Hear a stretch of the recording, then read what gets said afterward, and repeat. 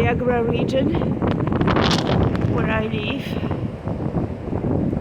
and this is what's happening today, 24th of December. We are completely stuck. No power. This is our street.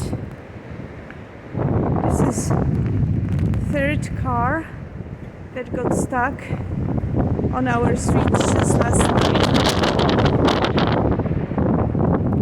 and it's like that all over here.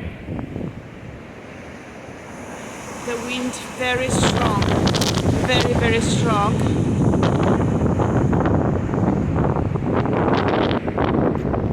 Oh my gosh, so much snow. You cannot get through.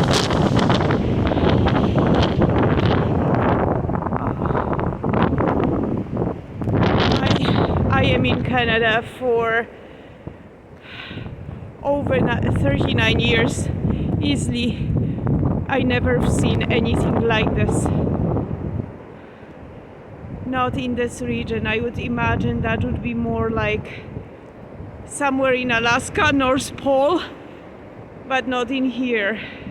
It's hard to describe, but you can hear the wind.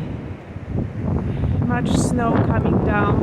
It's a serious snowstorm.